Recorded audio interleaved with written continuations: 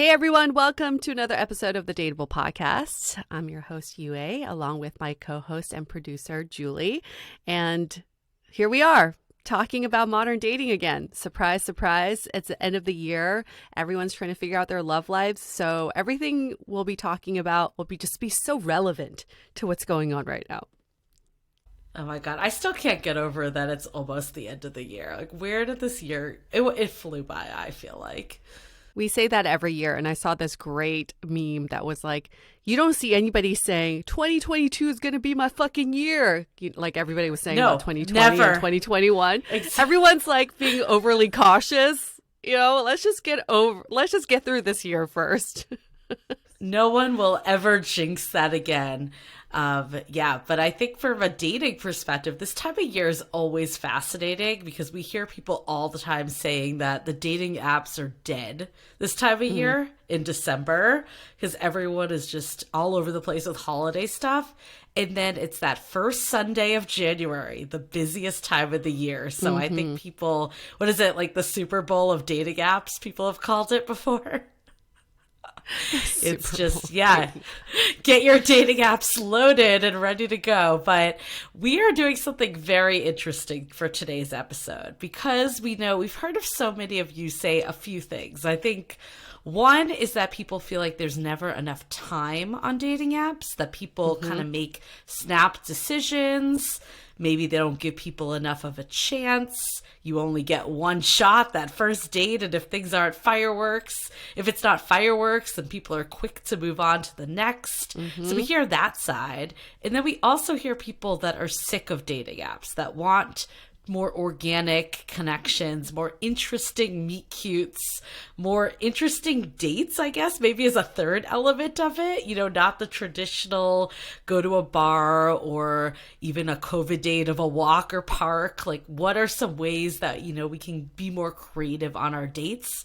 So we're kind of combining everything into one for this massive dating experiment that I feel like the two of us have wanted to do for years.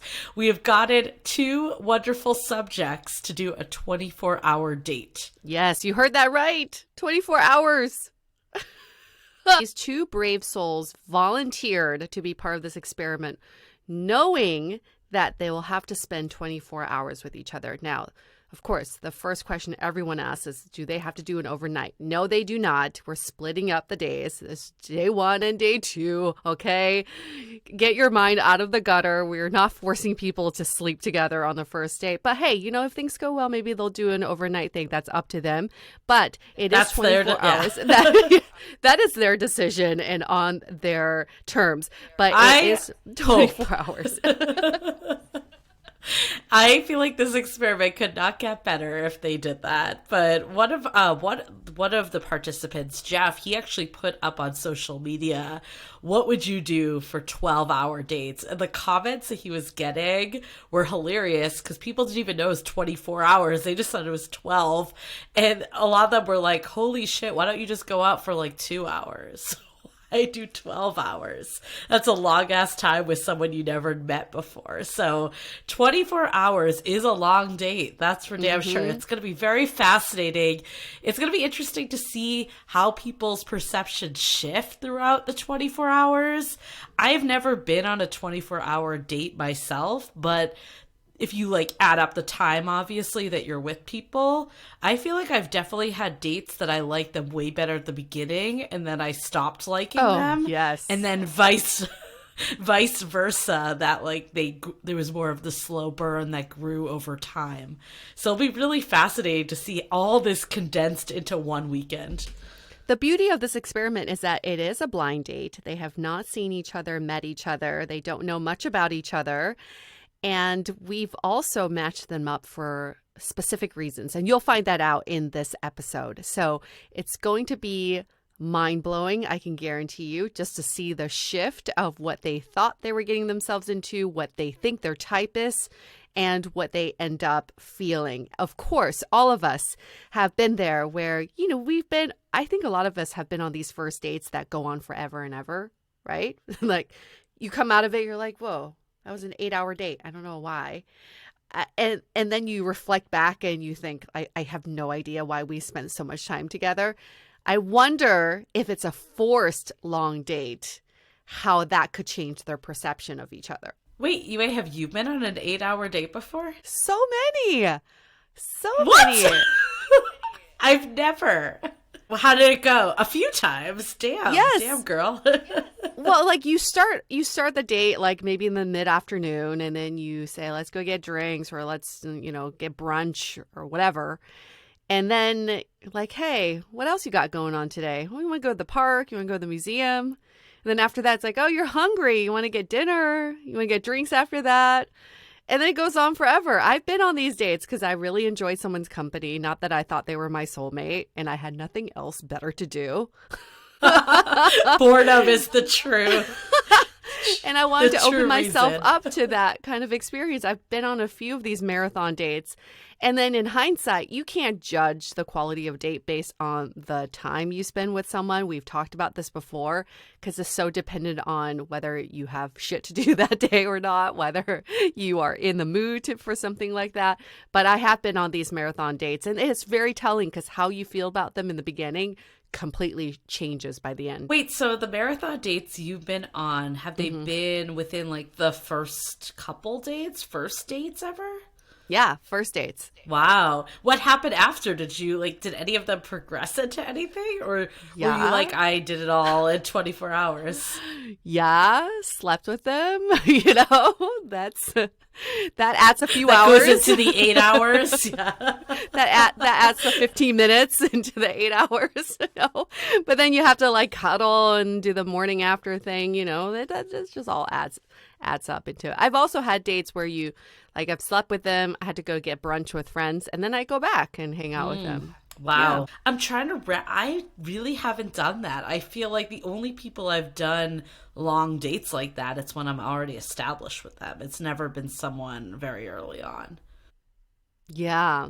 No, I've done a few of these first dates like that. And to answer your question, no, none of them turned out to be relationships. But I would also argue those were self-contained relationships in those 8 hours. I dated for 24 we dated for 24 whole hours. Yeah, and started out beautifully, and then I learned so much more about him, and I decided it was not for me.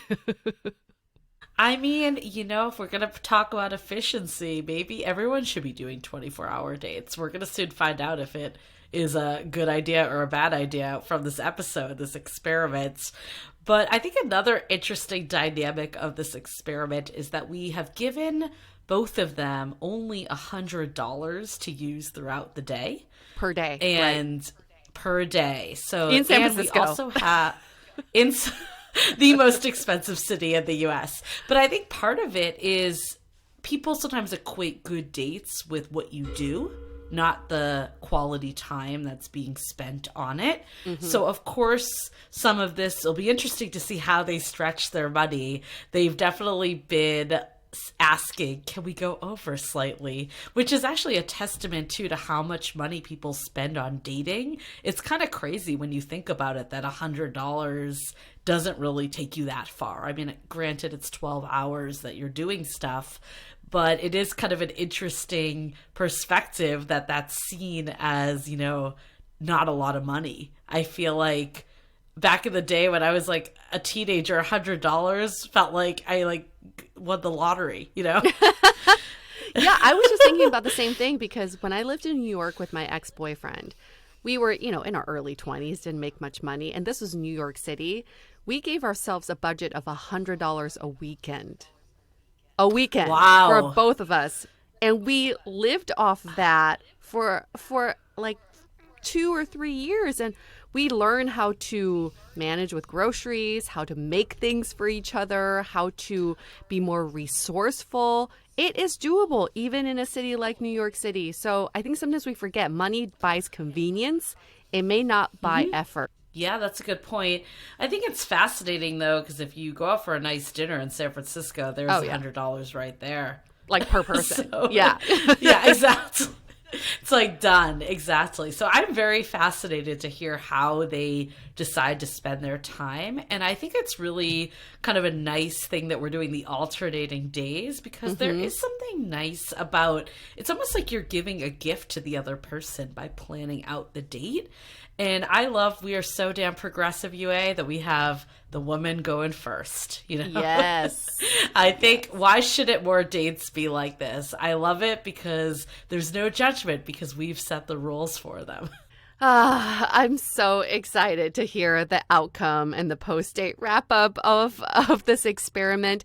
But I've been telling this experiment to a few of my friends and coworkers as well, and so many people are now open to it. In the beginning, when we first posted this, so many people were like, hell no, I would never do this. I would watch someone do this. I would never participate.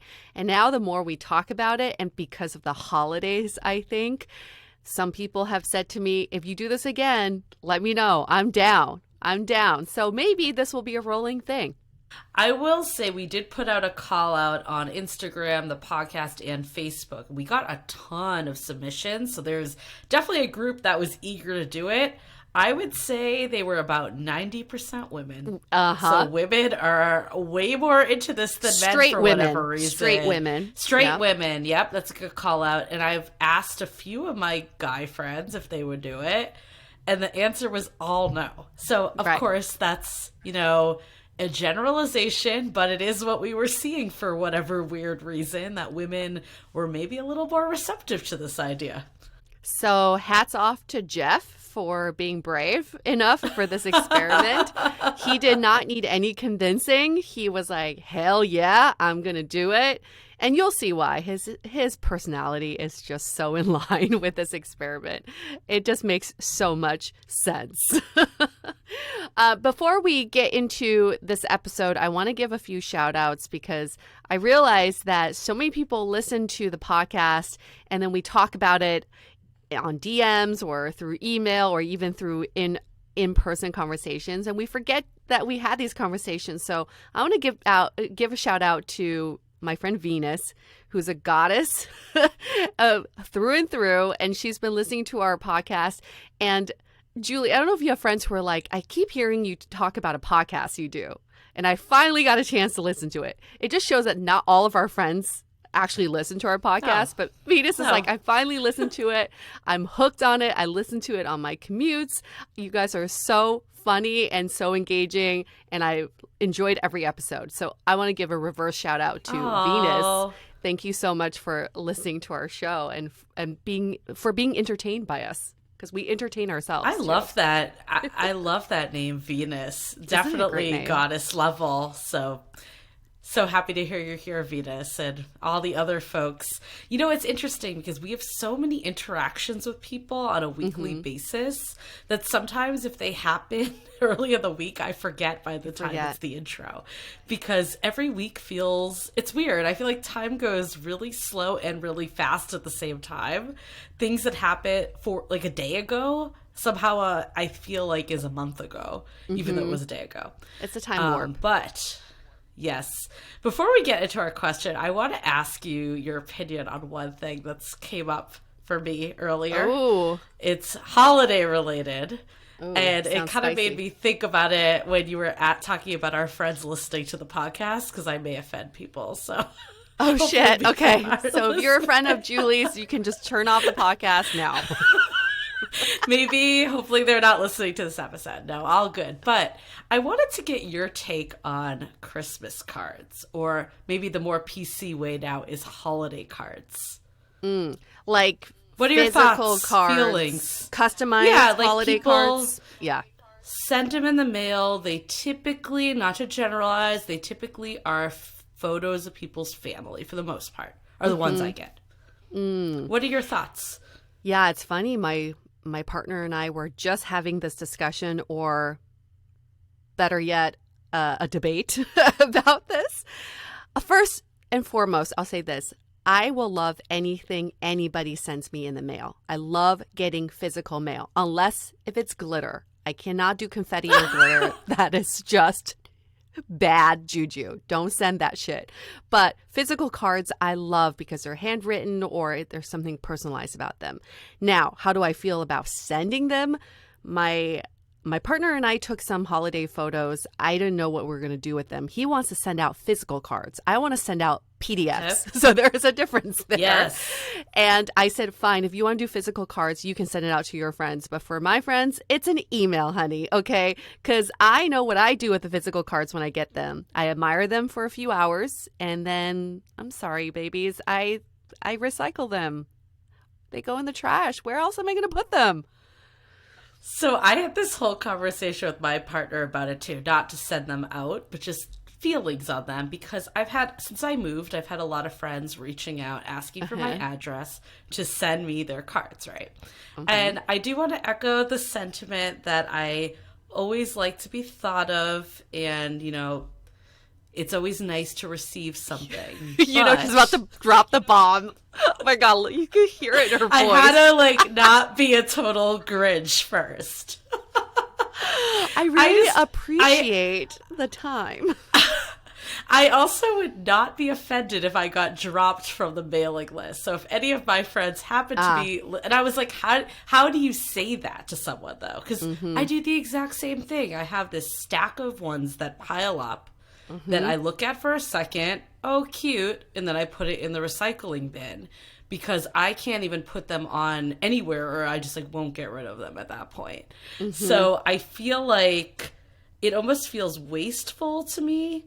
And it also brings up stuff for me. And I think what I don't like about them is a couple of things. I think part of it is I'm Jewish, so I was never raised with sending Christmas cards. So it's also holiday cards. It's not you don't do Hanukkah cards? No. So it's not like a thing it's something that I understand that people have traditions that all these years. I don't have that. So if you drop me from your list, I will not be offended in any way. I think the other piece of it is I feel like it's another thing that kind of alienates single people. What single people send holiday cards? Exactly. Yes. And why? Because the only people that send holiday cards are families, or maybe what I have seen creep in, this is probably what you're doing, I'm going to guess, is a couple with their 2 dogs, their makeshift family. Is that what you're doing? Yes, we're doing a makeshift family, I just said. You heard it right. A makeshift family. Yes, we have our 2 dogs. It's really adorable. Yes. But I'm a little embarrassed to send them out because I'm like, we have nothing. There's no news other than, what's up? We survived COVID. I have nothing else to update people on. But here's the thing that I don't like about them. They're very generic. There's no, if you really want to spread holiday cheer, why don't you text and see how I'm doing, not just send a generic card? So there's one thing. I almost feel like it elicits the same stuff for people as social media. And when they're seeing things that maybe they don't have. I personally don't fall in that camp, so I'm just guessing that it elicits things for people. I think for me, it's I don't know. I have strong opinions on weddings, on bridal showers, baby showers, all the more gender reveal parties. Yeah, I just feel like we should celebrate milestones that aren't relationships. I feel like, why can't people be as excited for someone landing their dream job or something? I feel like there's a lot of other milestones, but no one would ever send out that holiday card. I just want single people to send out a photo of their dating app, of them getting blackout drunk at a bar, or maybe even on a walk of shame, that would be a good holiday card. But that would never happen, or they would get ridiculed for it. So what I don't like about them is that it's some, you must fall into this societal flow kind of, right? It's once you've hit this stage of, family, that's when you send out your Christmas card. Because that's when you have something to celebrate, is when you have a family. And that's not the right way to think about it. And I had this exact same thought when I was in my early 30s. So one year for Christmas, I did send out a single UA Christmas holiday card. Love where it. I listed all of my accomplishments, meaning like surviving blackout drunkenness, still surviving singlehood, being in Good for you. my shoebox apartment in New York City. It was meant as a joke, but also inspired by a Sex and the City episode where Carrie has like a celebration of her singlehood and she had a registry. So I did that. I sent it out. It was a picture of me in a Santa hat. It was like, happy holidays, just me. And so many of my friends, my single friends, all kept it because they thought it was hilarious. And then some of my coupled off friends felt bad for me. And so they were like, is everything okay? They called me up like, everything's okay. You know, just want to check in on you. But I agree with your views in that there's always something worth celebrating, and it doesn't mean that you have to be in a family or in a relationship to celebrate that.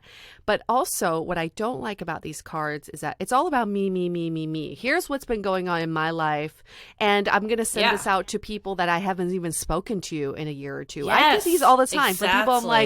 I'm like, I haven't talked to you since last Christmas. And it was the same exact thing. It was just you updating me on your life. What if there was a way?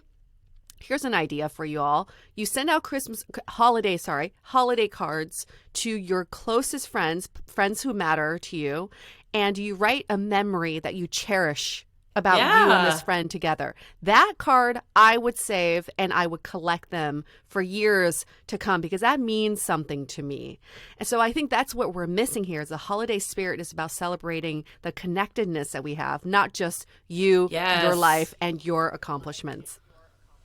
That's 100% it. And I'm not trying to say this in a way that people shouldn't celebrate marriage and children and the traditional things in our society views as accomplishments. I absolutely think that we should, but I think we should be more open to other accomplishments too. Those shouldn't be the only ones that are celebrated. So I want to call that out. I definitely like seeing people's kids. I just wish it was socially acceptable that people without kids or without partners could also send something, and it wouldn't be like a weird, oh my God, what's wrong? Is everything okay? Type of situation.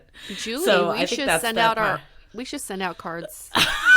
The two of us. Our lesbian shoot. People already think we're lesbians. In fact, someone just asked me yesterday. He thought I was a lesbian with, of course, Julie. And I was like, well, you're not the first. So why don't we send out Christmas cards or holiday cards celebrating all of our fucking dateable accomplishments? Because we did so damn much this year. I'm so proud of us. Exactly. I love that idea. Why don't we just, put our partners on there too and call it a... what's a quadruple? Not a triad anymore. We just have a quad. No. They were not part of this. They were not part of these accomplishments. Okay, you know That's which true. pictures I'm referring to. Julie and I have very good engagement photos. The two of us. That would be perfect. We do. So we are only going to send it to our nearest and dearest, and we're going to write a personalized message. I do agree with you on the personalized message. I think that is something that should be on holiday cards. Yeah. But okay. Before we get into our question, have you watched Sex and the City reboot yet? I have not. You told me about it last night. I was too tired to watch it. I know the spoiler already, and I don't want to spoil it for other people. I already know what happens at the end, and it's like tied to the title of the show is And just like that, right? Isn't that the title? I can't even. I'm still shook up about it today. I do not like it at all, and I wanted to discuss it with you. But I agree. We'll give our listeners another week to catch up, and maybe we'll make it on the intro next week. You probably read all the spoilers because it's gotten a lot of press, and I think they did that for a reason. But I agree. I think it's a really weird way to start off the show. So, quick announcements for this week. At Dateable Podcast, follow us on Instagram. Remember, 5-star reviews really, really helps us out. So that can be our holiday gift to us. No need to send us a Christmas card. Just give us a 5-star review. We'll be super happy.